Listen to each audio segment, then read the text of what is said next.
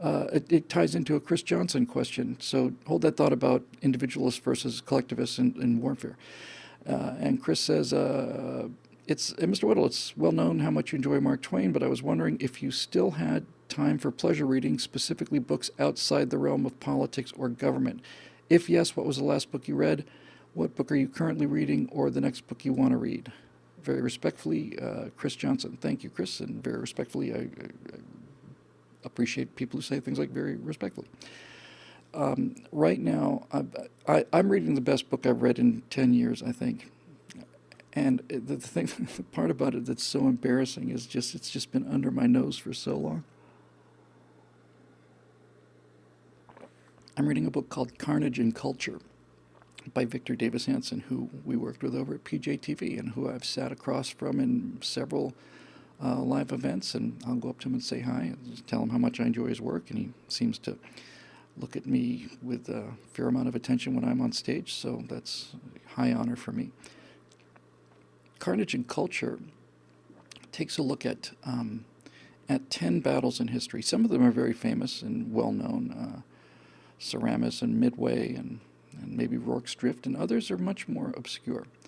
But the entire book has a thesis, and the thesis is absolutely nailed to the wall by Victor Davis Hanson. He just nails it to the wall. His thesis is that free people fight far better than slaves, and it's not just that simple. It's not just that, okay, on this trimene we have a bunch of free Greeks rowing, and on the other one we have a bunch of slave Persians rowing. It's not just that simple.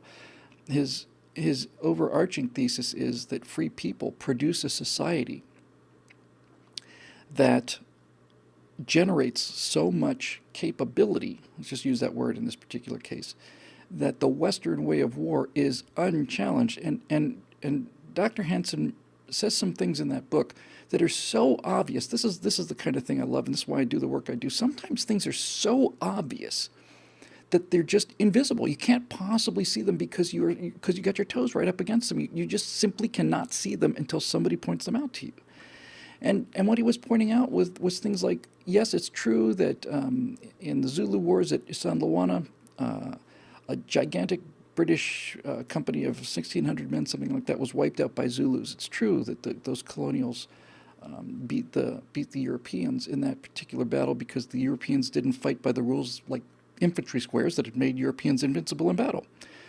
But what he says time and time again is, the fact is that particular group of Englishmen were massacred by Zulus, but they were massacred by Zulus in Zululand, and the idea of Zulus invading Britain and having that battle on the fields of Wales or something, that's inconceivable. It's inconceivable.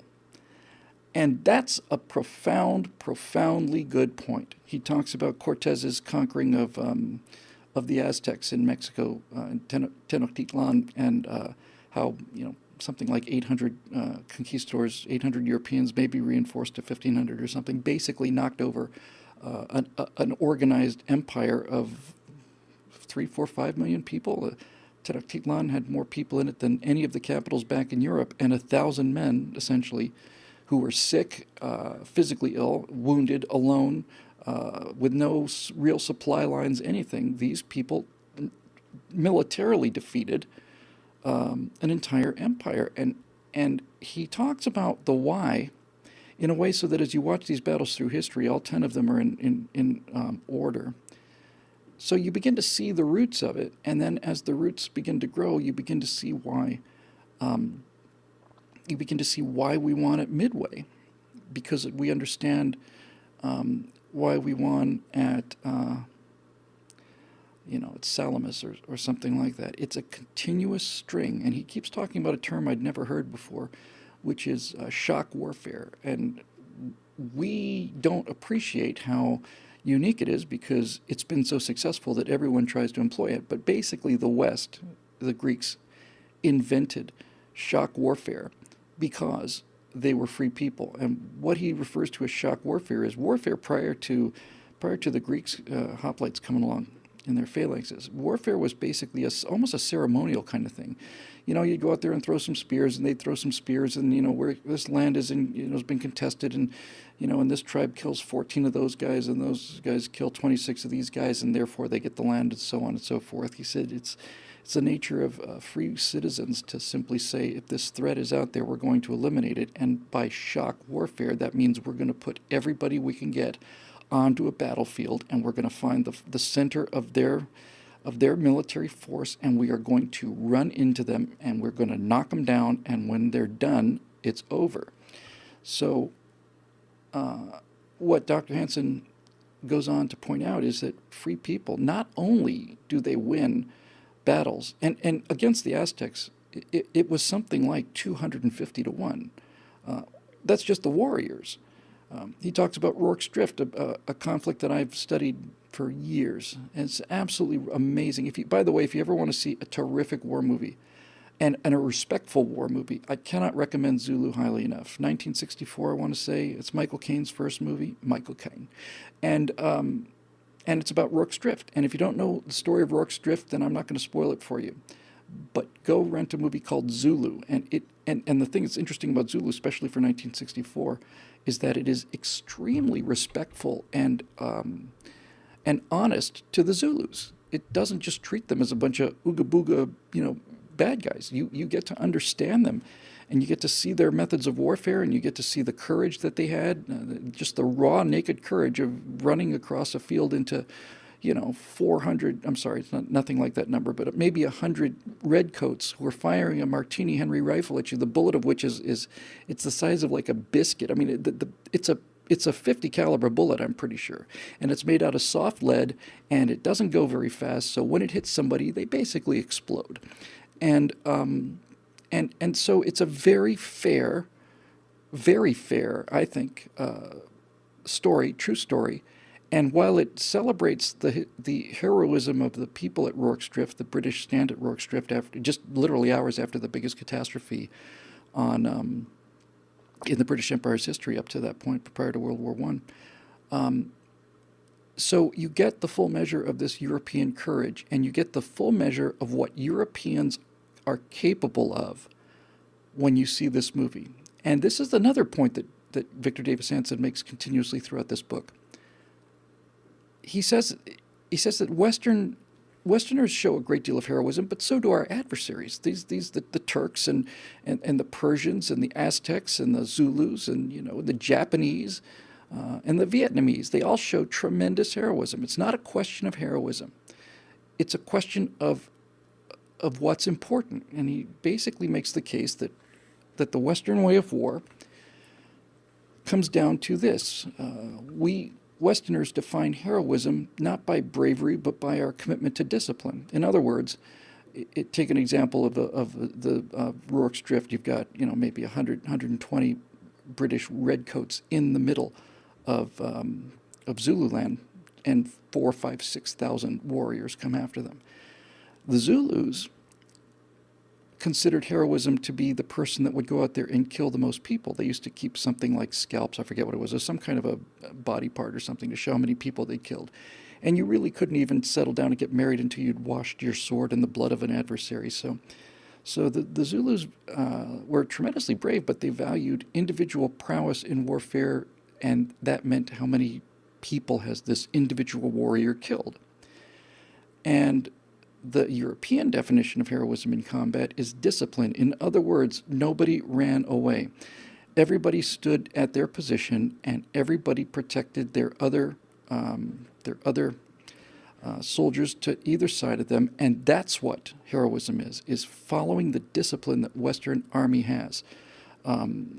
It goes all the way back to the Greeks. The Greek warriors were unbeatable, not only because they fought harder than slaves do. They're fighting for their land and their lives and their families. And slave armies they have no choice.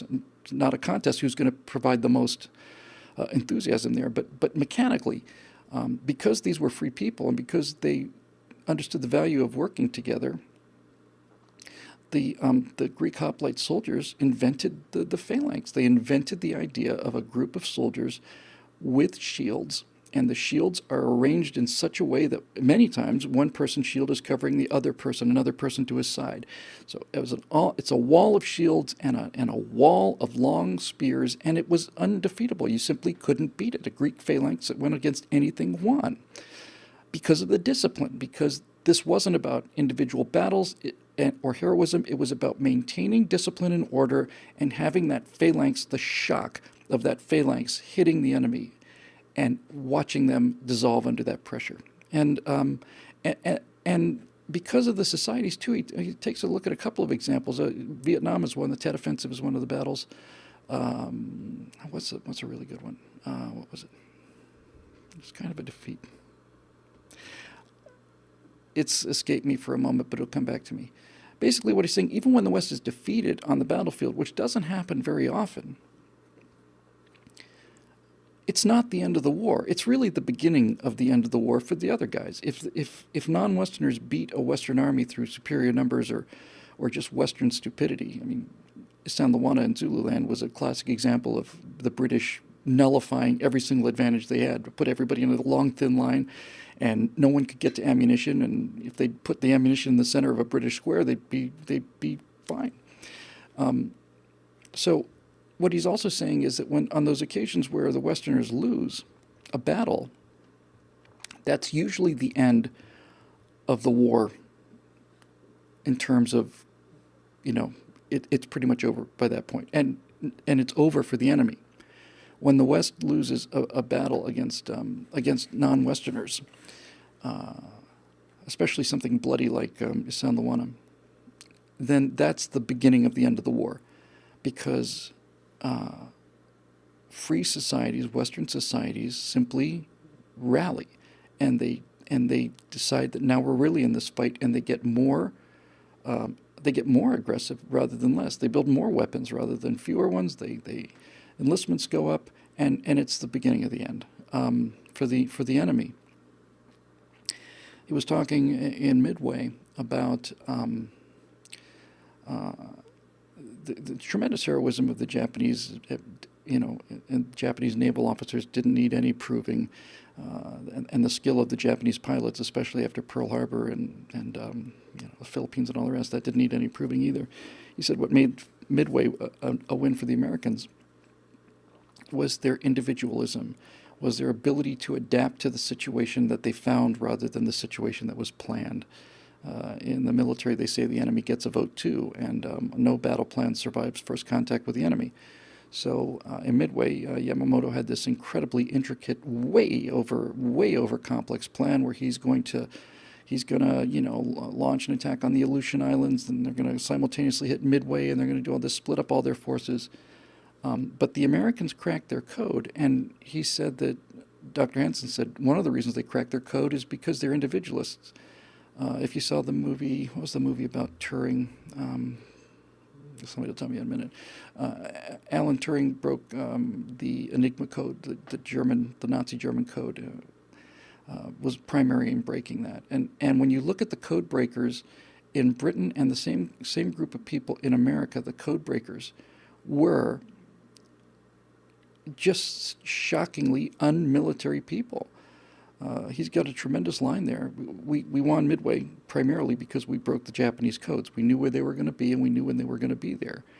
And Victor Davis Hanson says thousands and thousands and thousands of proud and brave Japanese soldiers are going to die that day because of a man in his slippers in a room someplace, because the codebreaker wore slippers because he was an individual. So all of this is just really interesting to me, needless to say, and the idea of innovation comes from freedom. In other words, if you're this happened at Midway quite a lot. If you're a pilot and you're sent to attack a certain vessel, let's say sink a carrier or something, and you arrive on the scene and you find all four of the Japanese carriers are on fire, if you were part of a dominant society and you didn't follow orders and hit those carriers, then you could be punished and maybe you'd be executed. But since Westerners don't have to worry about that because they're individualists and because their lives and their rights are protected even in the armies, they could get to the scene and say, well, okay, those were my orders, but those ships are already gone. They're destroyed. Now let's start taking out some of the other ships. Let's just flow. Let's adapt. I seem to remember my dad saying that the difference, really, the reason that we beat the Germans in the West so thoroughly was because a second lieutenant could look at a little town in France or Belgium or something, and he'd sit up on a ridge with his binoculars, and he's got a company of people behind him. He's got maybe 20 guys, and he says, "I think we can take that town." And he doesn't have to go back to higher command. It's good to do it, but he says, "I can take it. We can do it," and he just goes. He just goes and does it. While a Nazi would have to wait for that chain of command. He'd have to pass it up, to division, and then it would go to the OKW, Oberkommando der Wehrmacht, and then the generals would have to make a decision and probably have to be weighed in by Hitler as well. And by the time that message comes back down again, it's over. The opportunity's gone. Patton took a town and told Ike he was going to take this town, and Ike wired him back, "Don't take the town, it's going to be too expensive." And Patton wired him back saying, "Well, I've taken the town, do you want me to give it back?" And that kind of flexibility and fluidity is essential in modern warfare. But again, back to the original point, the idea that the Aztecs could have been fighting the Spaniards in Spain is inconceivable. It's inconceivable. And when we deal with opposing armies today, like the Iraq War, for example, we're dealing with people who have purchased Western weapons, but they don't know how to use them. I don't mean they don't physically know how to use them. I don't mean they don't mechanically know how to use them. They don't know how to employ them, deploy them. Deploy them and employ them. For example, I remember the greatly missed Stephen Dembest when he was writing at USS Clueless, and he was talking about a situation where Iraqis in the Iraqi army prior to the invasion, it was probably after the Iran-Iraq War, he was talking about a situation where the Iraqi army had just taken delivery of a bunch of new tanks, Russian tanks, probably T-72, something like that. They were not cutting-edge Russian tanks, but they were good tanks, very good tanks. And the Iraqi army bought a bunch of them. And what happened was the captain or whoever, the colonel, probably a general, whoever was in command of those tanks, basically collected all of the operating manuals from the tanks and held on to them himself. And he told the people how these things would work. And if you had a question about how a tank worked, you couldn't just open the book and look. You had to go and ask the boss, because he wanted to maintain this level of control that's a very Eastern thing. It's just very Eastern. I'm the boss and you're not. And how dare you start a tank without asking me how to do it? He took the operating manuals out of all of these tanks and made himself the single point of failure, which is what it was. And that sounds ridiculous to us in the West, because we're individualists. We understand that command is not something magical about being a superior officer in many cases, and maybe you could only make the case in most cases. The superior officers who you would expect to make the decisions are so far out of what's actually happening that they're the worst people to make the decision. In the United States Army, as Den Best said, if you wanted an artillery strike that was ordered by a general on the direct orders of Saddam Hussein, in the American Army, a sergeant can call in an artillery strike. A sergeant can call in an airstrike. A sergeant can simply say, "I am looking at a target, and there it is, and here's the grid coordinates, and hit it." And they don't have to worry about it because he's an individual. He's a trained soldier. He knows what he's doing. We don't have this dominance stuff to worry about. So, in any event, Chris, is the best book I've read in a long time. Not just for the content, which fascinates me. It's just so well written. It's like a novel. You absolutely feel like you're there. And since the show is all about, digressing back and forth, just to give you, for those of you who may not be familiar with this, an idea of what ancient battles were like. What's generally considered to be the greatest single victory in military history is the Battle of Cannae in Rome. I thought it was Cannae or Cannae. Apparently it's Cannae, Cannae. And in that battle, Hannibal from Carthage brought his army across the Alps, and Carthage is in northern Africa. It used to be, before the Romans utterly destroyed it and plowed salt into the earth where it used to be so that nothing could grow there. Hannibal is running up and down the Italian peninsula, beating the Romans here and there, everywhere. And finally, Rome decides we've had enough of this Hannibal guy. So they take a number of legions, lots and lots of guys, 70,000 maybe, something like that, maybe more. And they go after Hannibal. And the Romans in command of those legions did the exact same thing that the British did at San Luana. They managed to find a way to neutralize every advantage they had, which in this case was numbers, because the weapons were more or less the same. And Canny was an example that I was looking for earlier. Because what he said was that after the defeat of the Romans at Canny, which was the worst defeat in history, Rome didn't just give up. That Rome just replaced that army. They replaced it within 2 years. They just recruited more guys and put more money into it, and within 2 years they had that army back again. And within 4 or 5 years, Carthage is over. It's gone.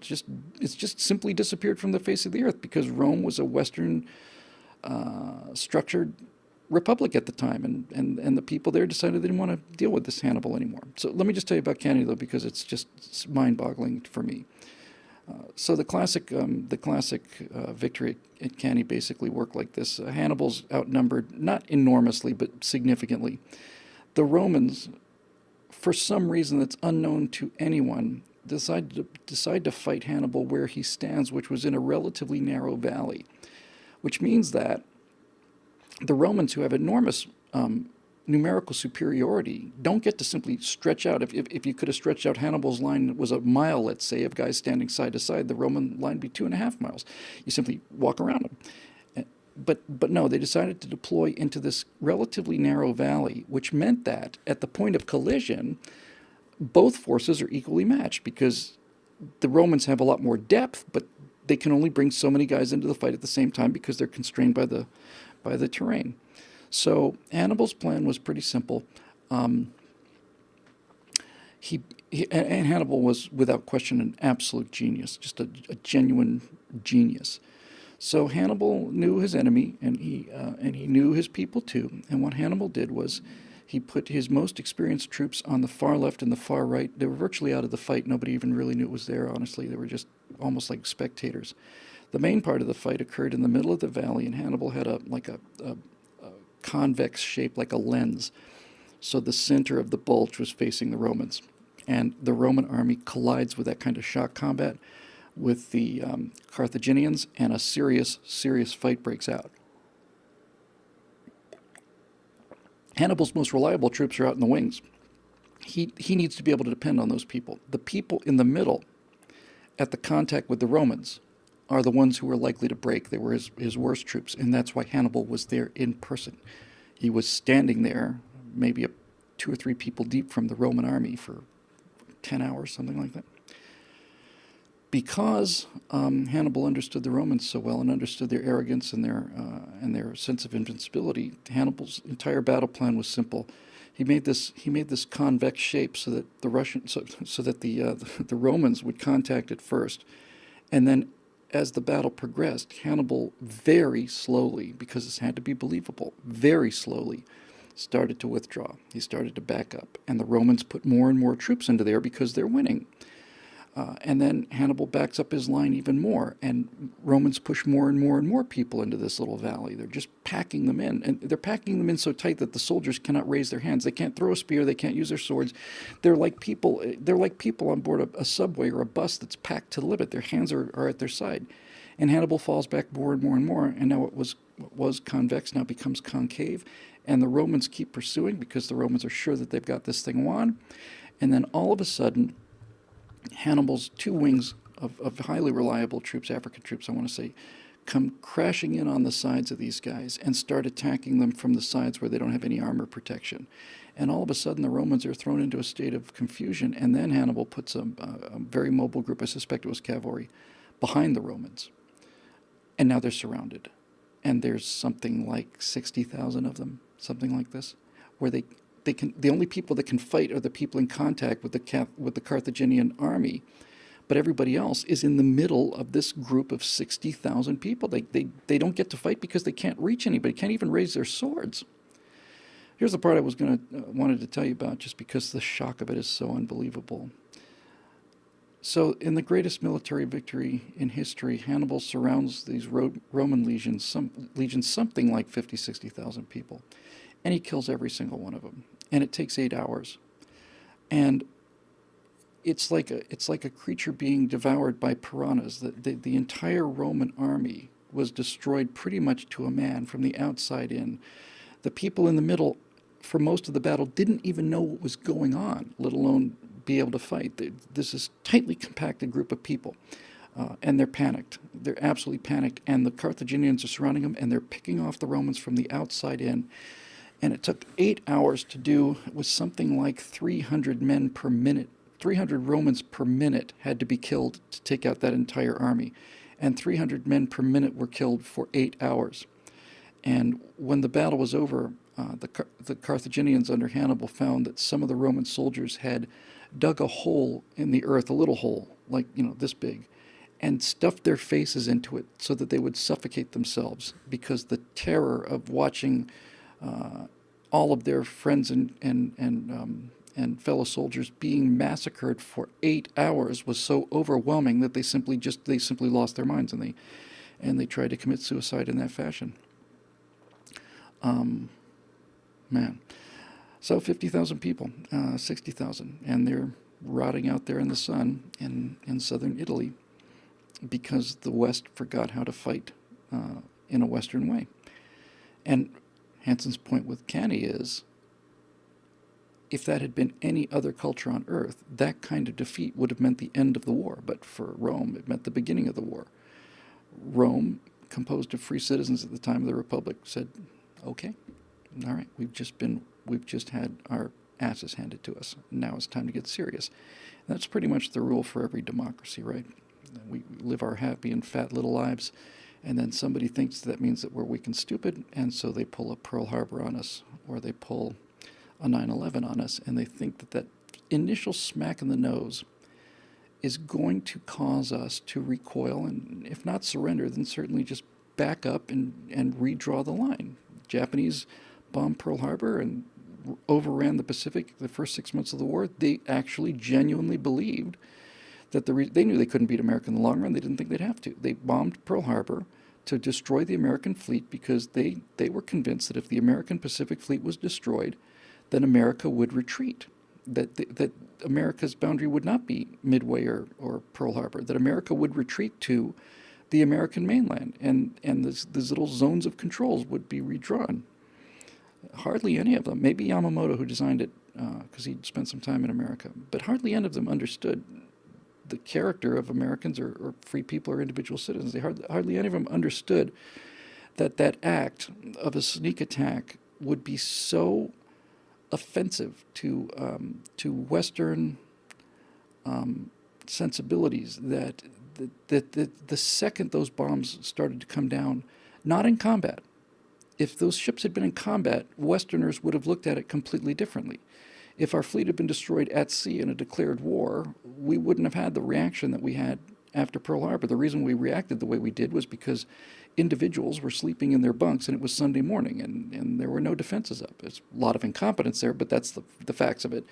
So Westerners know what it's like to sleep in. Westerners know what it's like to go to church on Sunday. Westerners can imagine what would happen if you were woken from your sleep by the sound of explosions and then water coming into your compartment and drowning. They can easily imagine that their own sons or their friends were in that situation. So the second Pearl Harbor became clear as soon as America knew what had actually happened by December 8th, or certainly by the 9th.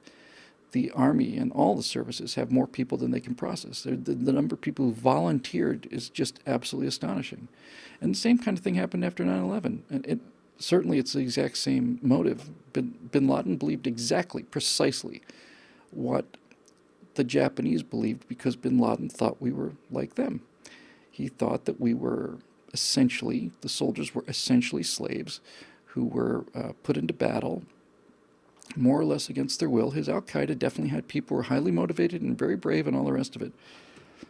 But he thought that since they had knocked the Russians out of Afghanistan, and Soviet Union I should say, the Soviets were so brutal in Afghanistan, Bin Laden figured, well, if we can beat these brutal people who run over run over villagers with tanks in order to make a point, if we can defeat these brutal Soviets, the Americans would be a piece of cake because they're so soft and they're so friendly and they're so kind. And so all we have to do is hit them hard, and you'll find out that America's a paper tiger. That's precisely what he said. And they watched it on TV in Afghanistan, and he didn't think the towers, he had no idea the towers were going to come down because he wasn't aware of the fact that structural steel gets soft at a certain temperature, which is below the melting point of aircraft fuel, if you're one of those people. So the towers coming down were unexpected benefit for him. What was an unexpected, from his murdering point of view, an unexpected loss was he expected those towers to be filled with people, which would have been 30,000 people, 40,000 people killed instead of 3,000 people. So while the buildings came down, which he wasn't expecting, many, many people got out who would otherwise have died, which he also wasn't expecting. But he pretty much thought that was it. He thought he was going to get a sternly worded letter from the United Nations, and that he was going to hear some president stand up before Congress and make all kinds of, thump his chest and all the rest of it. And he thought that we would do what we'd done before. There would be cruise missile strikes, yes, and we'd be doing standoff weapons, yes, and we'd have airstrikes, fine. He doesn't care. He's got religious zealots, and he was building in Afghanistan. He was building the palace of the caliphate. I'm not making that up. He was constructing this giant palace from which Islam would rule the world. And it didn't turn out that way, because he made the same mistake that everybody else does when they look at democracies and see happy, free people who are flabby and having fun and not very serious, kind of simple, just having a good time. And people assume these are degenerates and that their time is over and they're just a piece of cake. Just push them and they fall over. Didn't turn out that way. People who are free are ready to die for that freedom because they understand how unbelievably unlikely their lives were. Any American's life, anybody who was born an American's life was so unlikely compared to human history throughout time and throughout the length of this country. Virtually everybody that joins the military does it for the same reason. They grew up free, and they want their kids to grow up free. And the only way to do that is to get into a uniform and just go and smack the living daylights out of anybody who wants to mess it up. And that's how it works.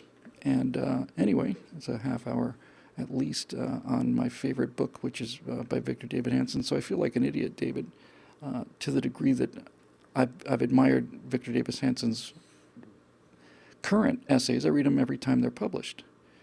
And I only recently found this book, moving books out of my bookshelf, and I saw this book. I said, I never got to read this. And the type was kind of small, and it was a paper book, and I just, So I got it on the iPad and iBooks and on my phone. I just can't stop. I couldn't stop reading. I'm virtually done. I've got 20 pages left or something. I couldn't stop reading it. And the good news is that that's not the only book that Victor Davis Hanson has written. But if you want to understand not so much military strategy and tactics, although there's a good deal of that too. All of these battles he lays out very clearly. You understand what happened in all of these battles. But that's really just the prelude. If you want to understand why the West is so successful, you have to get to the societal substructure. You have to get to the kind of society that produces these warriors and weapons. It's called Carnage and Culture. And it's absolutely the best thing I've read in a long time. And next time I see Victor Davis Hanson, I'm going to have a different conversation with him than I did before. What time is it? Yeah, we're cruising along. We'll probably go to 7:30, another 40 minutes, something like that. 20 minutes, sorry, somewhere there. Okay, let's see what else we got here.